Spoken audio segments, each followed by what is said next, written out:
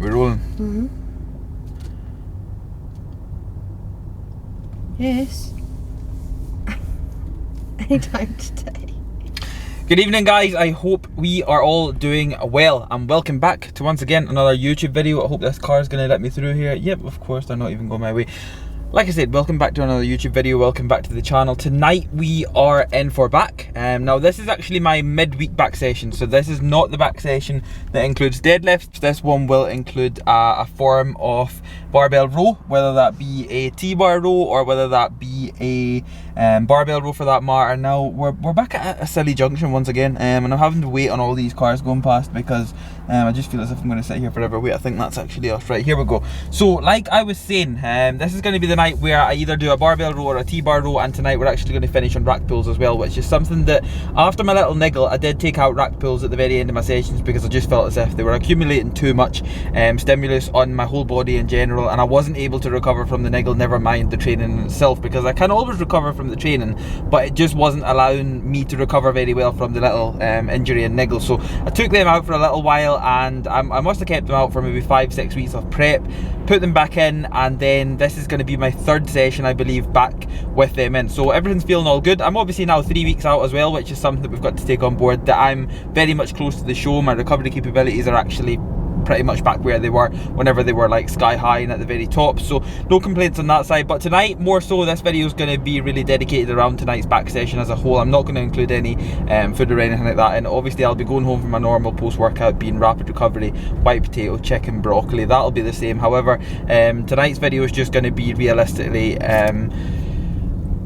around the back session in itself. We'll obviously do a little bit of arms at the end. Whether we pose, I don't think we will, because I posed last week. I was 4 weeks out. Not much has changed. I'm pretty much ready. I'm pretty much there. The next physique update will maybe be around 1 week out, so you guys can see what I'm like ultimately ready before peak week. And then of course we'll try and get as much content from peak week as possible, and then try and get as much content from the weekend of the show as we can. Now, the unfortunate part of it is I've had some bad news that I can't actually get a videographer in for show day itself, and whether we take the camera, as in my camera, and I just do like a little kind of mini vlog, I might try and get something like that. But the unfortunate part is we're not allowed any sort of videographers in the auditorium or backstage or anything like that, and it's just one of them things that we're going to have to deal with. It's totally out of our control, and it's not something that I'm going to dwell on. I was pretty gutted for about 5 minutes after I got the news that I wasn't actually allowed, but at the end of the day it's something that's totally out of my control, and I can't let that dictate anything. I can't let that allow me to dwell on anything, because then I'll just be going through all these negative thoughts, etc., and it's just not worth it, especially not at 3 weeks out. But apart from that, guys, we're in for back, like I've said about 74 times in the past 3 minutes. I'm going to take you through my full session. I'm going to go over a few staples, in which I include in pretty much all of my back sessions, whether that be a midweek session or a weekend session. But apart from that, no more rambling on. We're going to get some heavy music on. I'm going to get my pre-workout down, mate, and we're going to get to the gym. So I hope you guys do enjoy it. If you do enjoy it, then please, as usual, do not forget to drop the video a like for me. Subscribe to the channel if you're new, because we're still on the road to 10,000 subscribers. Turn on the post notification button, because it helps the channel a lot. Drop loads and loads and loads and loads and loads and loads and loads and loads and loads and loads again. Comments down below. Of course, anything you want to see on the channel, drop it down below. We'll try and bring it to the channel as soon as possible. But yeah, without further ado, sit back, relax, and let's get to the gym.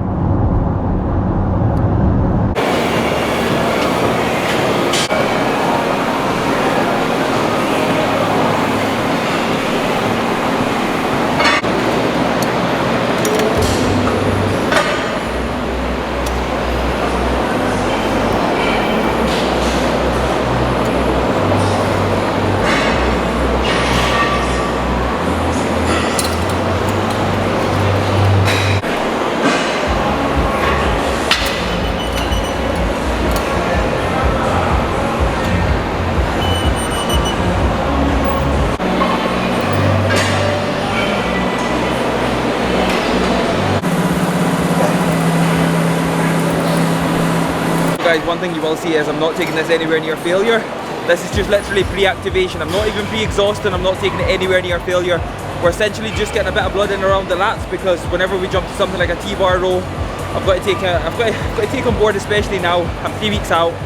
I need to be fresh for something like a T-bar row. I need to be warm for a T-bar row, and I need my back to be ready for something like a row.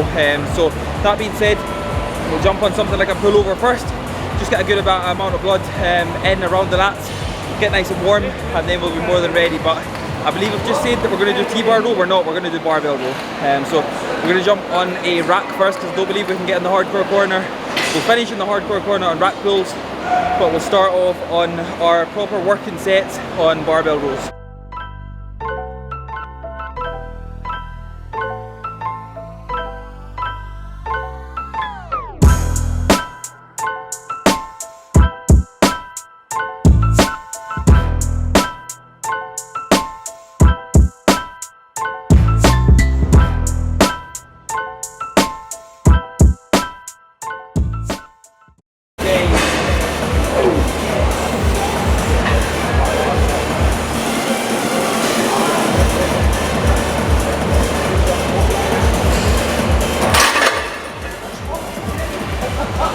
Felt nice and fucking light.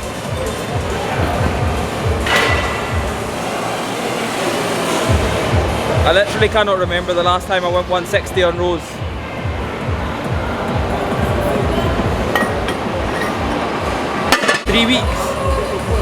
Three fucking weeks and we've got 160 on the bar for barbell rows.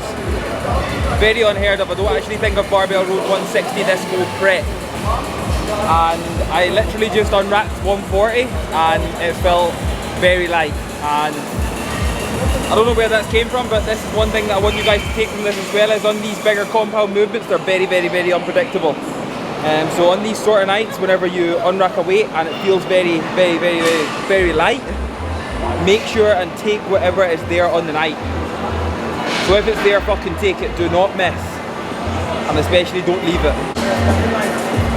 Oh, yes!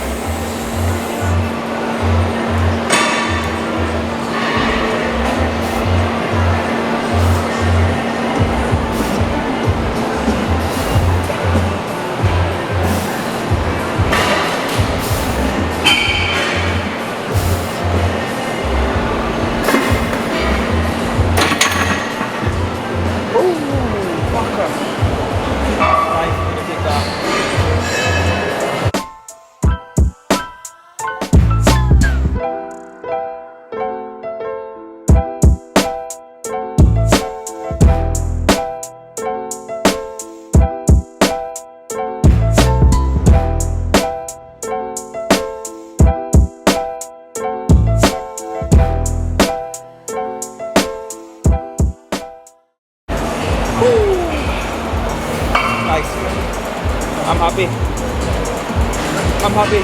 I'll leave barbell rows there.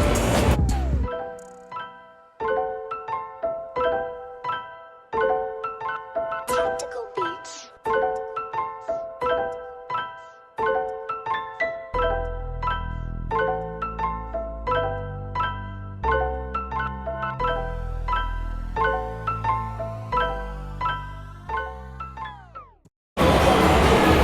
So, Sarah actually just asked me something very interesting, and which can actually bring value to this video, because this is probably one thing that a lot of people do struggle with, and it's actually connecting with your back and on many movements where you're meant to connect with your back. Now, first things first, you need to understand that connecting with your back is vital, because we can't see our back. So making sure that we've got a very good mind to muscle connection before we start chasing load is key.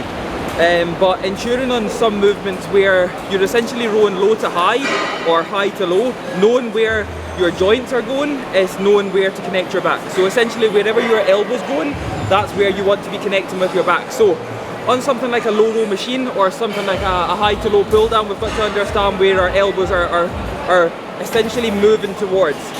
If we're driving our elbows from low to high, we want to be making sure that our upper back is being connected. Opposite, so obviously high to low, and we're rowing our elbow towards our back pocket or our hip for that matter, we need to make sure that we're connecting nice and low. We need to make sure that you can feel it nice and low. So for example, say you're rowing from down here, you want to be making sure that your elbow's pretty flared so you can allow for that upper back connection. And making sure that you can get that nice and sweet is vital. So obviously, like I said guys, whenever you're in for back training or pull training, posterior training, whatever you want to call it, whatever's on your split, just ensure that before you start chasing loads, you're knowing where your joints are going, you're knowing what part of your back you're connecting, because that's definitely a vital part that I feel as if a lot of people miss out on.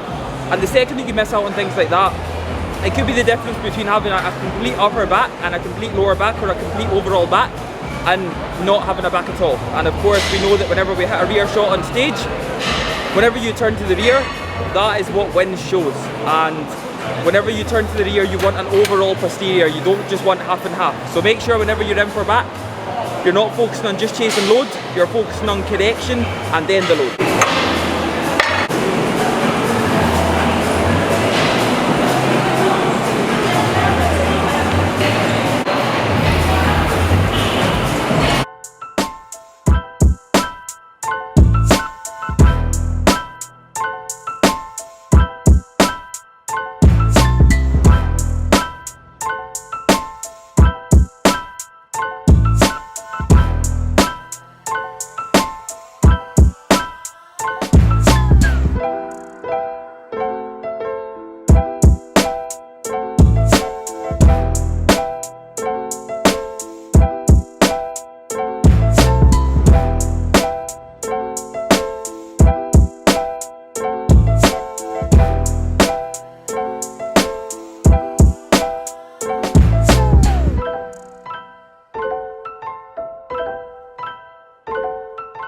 Tactical beats.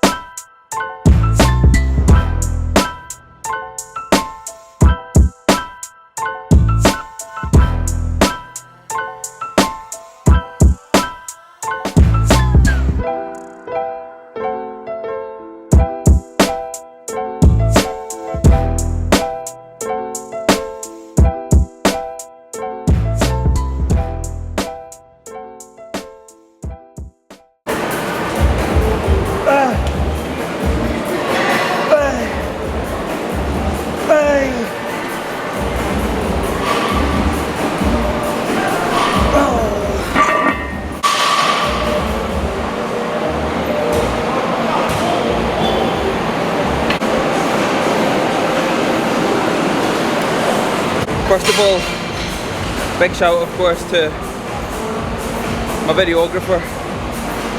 So big shout goes to Sarah for sourcing No Code V2 because it's been out of stock for ages. But somehow the king of all sorting out solutions found some No Code V2, ordered some, and I've now got my most favourite Intra back in. So HR Labs, of course, Kippy15 grabs you a discount, supports me a lot, so anybody that uses my code's very much appreciated. But Intra Workout, No Code V2 and Level Up V2, we've just done T-bar rows, so now we're going to move on.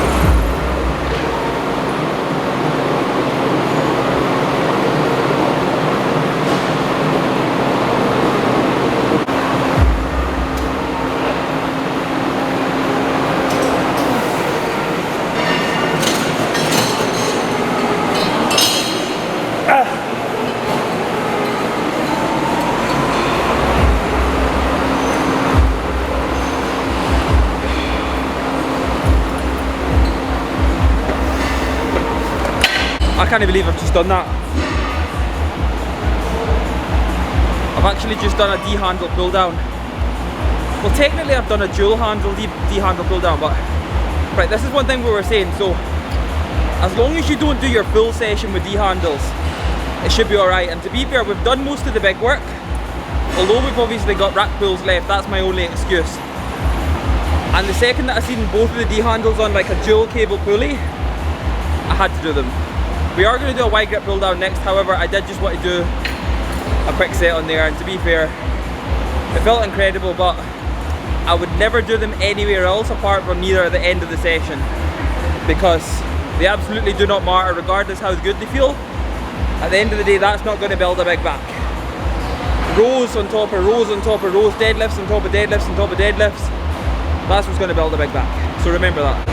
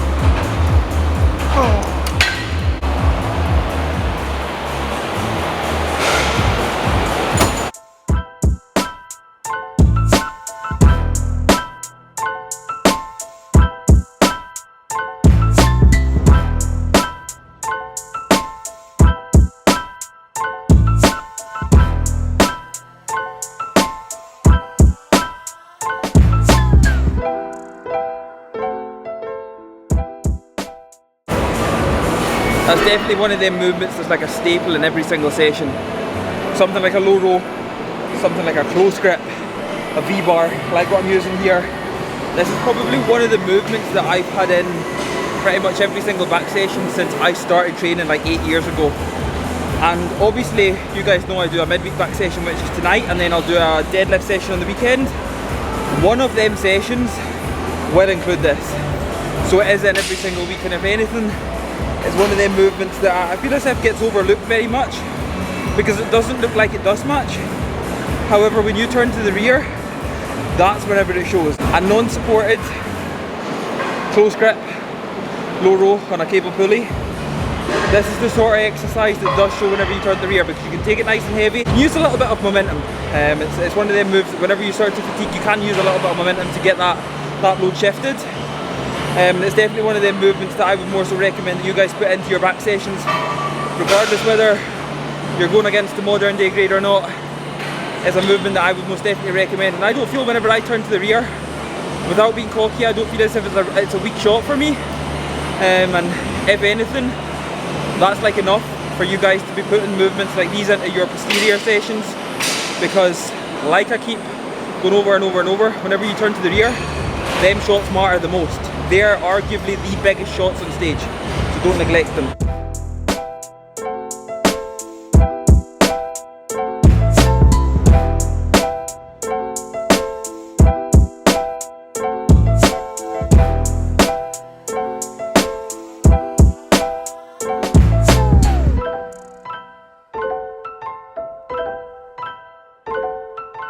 Tactical beats.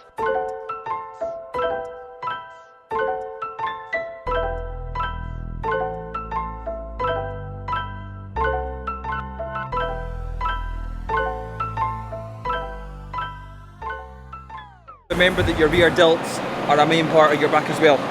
And again, rear delts are one of them things that's very hard to connect with as well.